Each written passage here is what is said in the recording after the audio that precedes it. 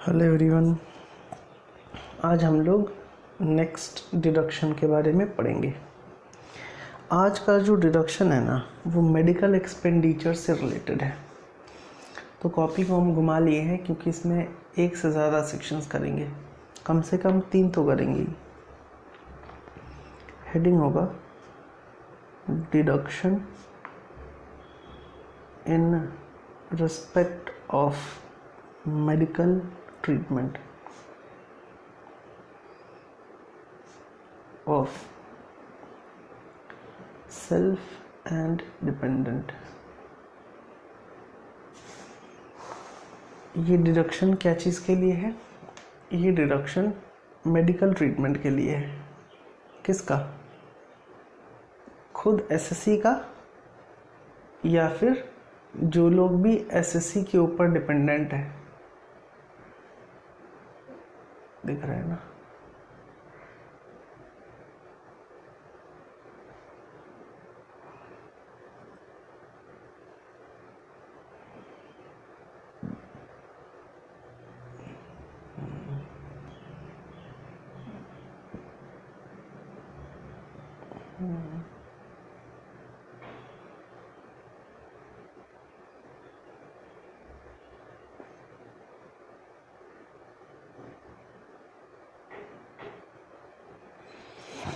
Okay, इसमें हम लोग ऑल टुगेदर 3 सेक्शंस पढ़ने वाले हैं।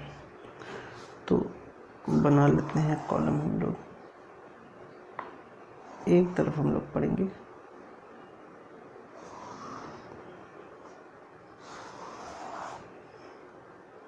सेक्शन 80 DD, फिर है सेक्शन 80 U, और तीसरा है सेक्शन 80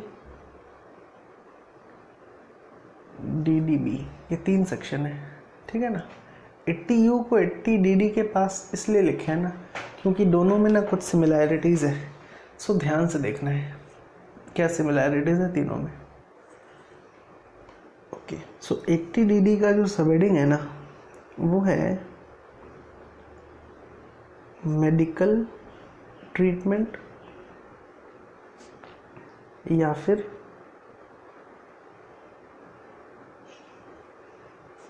मेंटेनेंस ऑफ, जिन लोग डिपेंडेंट पर्सन है, डिपेंडेंट पर्सन विथ डिसेबिलिटी। ये हेडिंग है सेक्शन 80 DD का। नेक्स्ट है 80 U, जो है वो है मेडिकल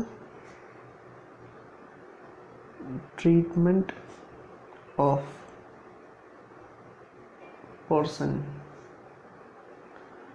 विथ डिसेबिलिटी। दोनों में डिफरेंस है। यहाँ पे लिखा है डिपेंडेंट पर्सन विद डिसेबिलिटी। इसका मतलब जो लोग एसएससी पे डिपेंडेंट है, और यहाँ पे जो है एसएससी का खुद एसएससी पर्सन विद डिसेबिलिटी है, वो कवर होता है सेक्शन 80 U में, ठीक है ना। और 80 DDB जो है ना, वो क्या चीज़ के लिए है? ये है medical treatment of specified disease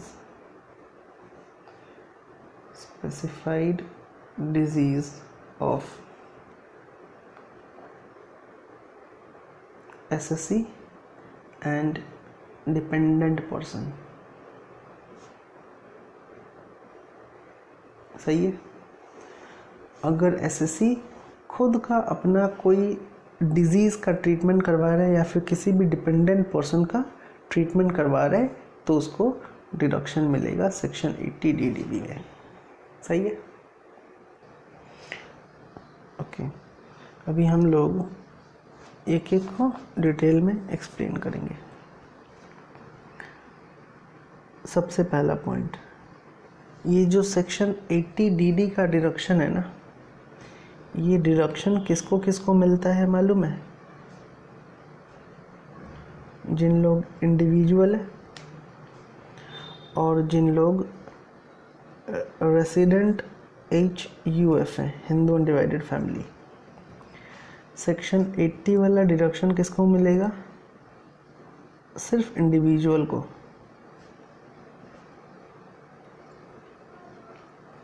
ठीक है ना। और 80 DDB वाला डिडक्शन किसको मिलेगा? Allowed to individual and resident HUF। ठीक है, ओके। दूसरा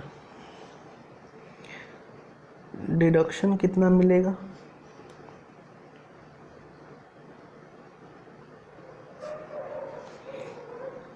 amount of deduction will be मिलेगा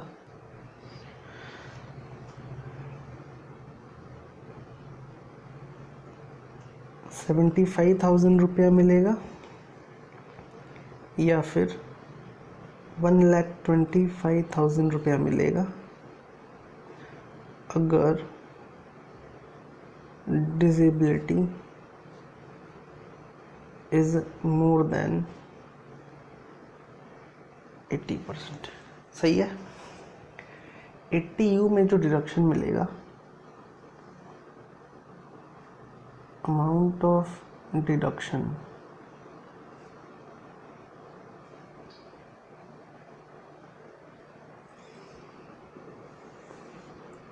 $75,000 और rupees 1,25,000 if disability is 80% or more। और 80 DDB वाले केस में जाएगा तो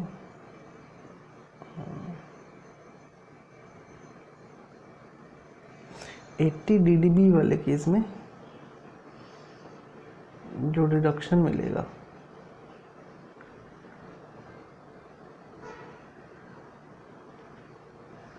दो टाइप का डिडक्शन मिलता है, एक 40,000 रुपये और दूसरा 1 लाख रुपीज़। सीनियर सिटीजन के लिए 1 lakh rupees. Amount of deduction will B ₹40,000 या फिर ब्रैकेट में लिख दे रहे हैं ₹1 लाख फॉर किसके लिए? Senior citizen. ये जो 1 लाख है पहले 80,000 था, इसका लिमिट को बढ़ा दिया गया है और अभी हो गया है 1 लाख रुपीज़। ओके, आगे बढ़ते हैं। तीसरा पॉइंट, ये डिडक्शन किसके लिए है? मेडिकल ट्रीटमेंट और maintenance of dependent person with disability. यहाँ पे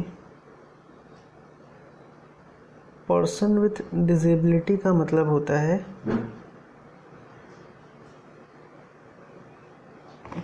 ध्यान देना है, लिखा हुआ है डिपेंडेंट पर्सन विद डिसेबिलिटी, तो डिपेंडेंट में सब लोग आ जाएगा।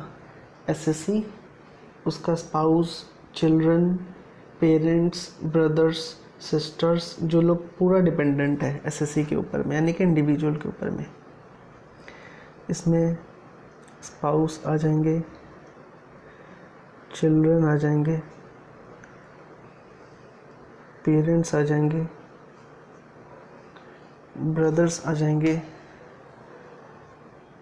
और सिस्टर्स आएंगे। सफरिंग फ्रॉम, क्या चीज़ में सफ़र कर रहे हैं? ब्लाइंडनेस हो गया, लो विजन हो गया,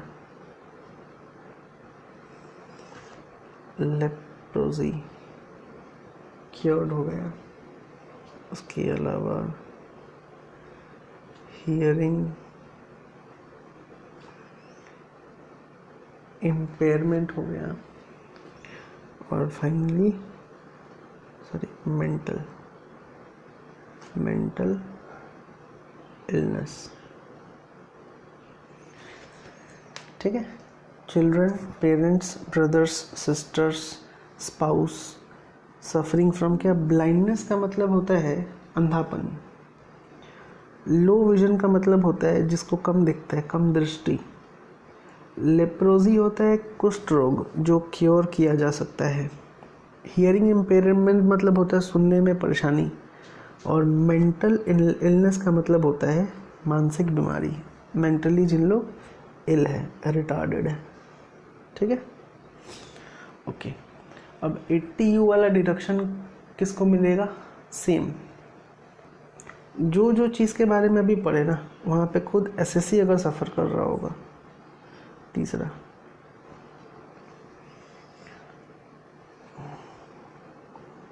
if the assessee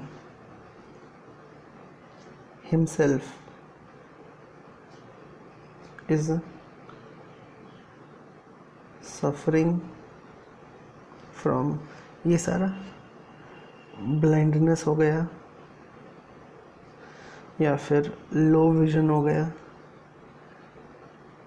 या फिर लेप्रोजी हो गया जो क्योरेबल है, फिर हियरिंग इम्पेयरमेंट है, और फाइनली मेंटल इलनेस है, वो भी ऑफ 40% और मोर। इसका मतलब क्या होता है? ये सब जो डिसेबिलिटी है ना, वो 40% या फिर उससे ज़्यादा होना चाहिए। यहाँ भी सेम, ऑफ 40% और मोर। इसका मतलब होता है अगर 40% से ज़्यादा है लेकिन 80% से कम, तो 75,000 का डिडक्शन मिलेगा दोनों केस में। और अगर डिसेबिलिटी 80% से ज़्यादा है ना, तो 1,25,000 का डिडक्शन मिलेगा। नेक्स्ट आते हैं सेक्शन 80 DDB में आते हैं। दूसरा 80 DDB,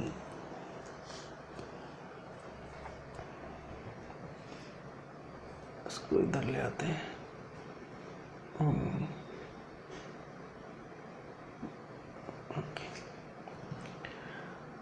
पॉइंट नंबर 3, यहाँ पे लिखा हुआ है medical treatment of specified disease. वो भी किसका? वो भी एसएससी का खुद का, या फिर कोई भी डिपेंडेंट पर्सन। ठीक है, यहाँ पे कौन कौन लोग आएगा? Dependent person includes spouse. अच्छा, ये जो वर्ड है स्पाउस का मतलब क्या होता है? हस्बैंड के लिए स्पाउस जो है ना, उसकी वाइफ होगी, और वाइफ के लिए उसका स्पाउस कौन हो जाएगा? हस्बैंड। ठीक है, उसके बाद चिल्ड्रन हो गया,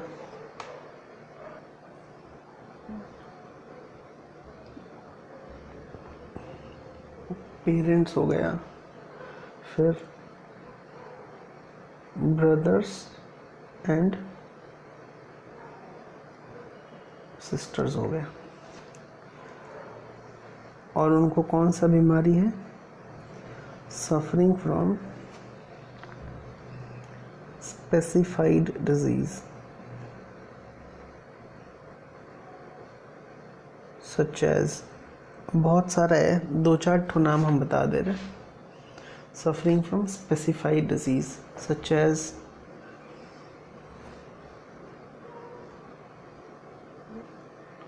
थैलासीमिया हो गया, हेमोफीलिया हो गया, HIV हो गया, कैंसर हो गया, फिर न्यूमोनिया हो गया, एक्सेट्रा। मतलब जिस भी बीमारी से जान जाने का डर है वो सारा बीमारी आ जाएगा, ठीक है। Thalassaemia, haemophilia, HIV, cancer, pneumonia etcetera, और भी है ब्रेन हैमरेज वगैरह वगैरह, वो सारा भी है। सही है, आगे बढ़ते हैं। नेक्स्ट टॉपिक इसी का ही,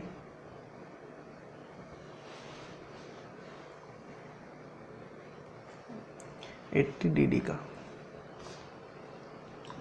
पॉइंट नंबर 4। अगर डिडक्शन क्लेम करना है तो कुछ कंडीशन फुलफिल करना पड़ेगा, जैसे कुछ डॉक्यूमेंट फर्निश करना होगा। जैसे जो SSC है ना, SSC has to obtain a medical certificate from, कहाँ से, prescribed authority, prescribed medical authority, ठीक है। अच्छा, सेक्शन 80U में आते हैं। इसका भी सेम कहानी है, यहाँ भी जो है ना प्रेस्क्रिप्शन अवेल करना पड़ेगा, same.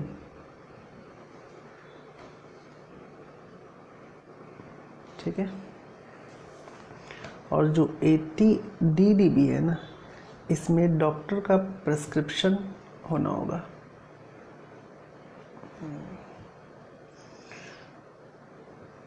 SSC has to furnish क्या, हाँ, prescription from certified medical authority. Certified medical authority का मतलब क्या होता है, अगर बीमारी न्यूमोनिया, थैलेसीमिया, कैंसर का है तो नॉर्मल MBBS वाला प्रिस्क्रिप्शन लाने से नहीं होगा, ठीक है ना।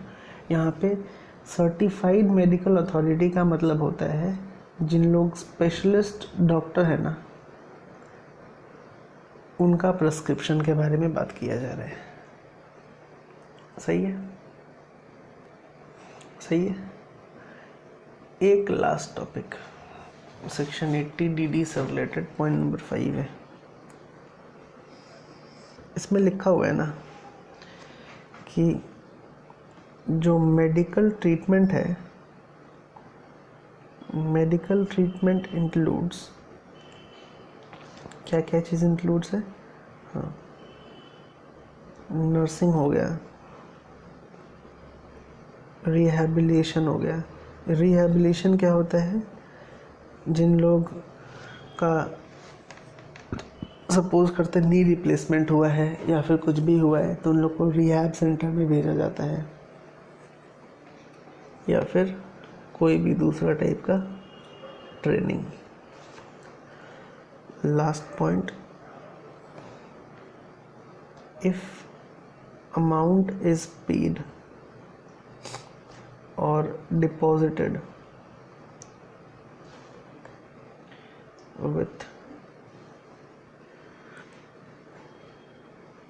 any scheme of LIC हो गया या फिर UTI हो गया या फिर कोई सा भी other insurance company for maintenance of person with disability, for maintenance of person with disability, then it will qualify for deduction under section 80D। सही है, देख लेना है सभी कोई को, आई होप सभी कोई को समझ आएगा। अच्छा, एक चीज़ और बताना है, ये जो सेक्शन 80 DDB में पढ़े है ना, amount of deduction will B 40,000 rupees या फिर 1 lakh rupees for senior citizen. और यहाँ पे एक और चीज़ ऐड करना है, एक्चुअल एक्सपेंडिचर, दोनों में से लोअर, यानी कि एक्चुअली में जितना खर्चा हुआ है या फिर 40,000 और 1 लाख, दोनों में से विच एवर इज लोअर लेने का है।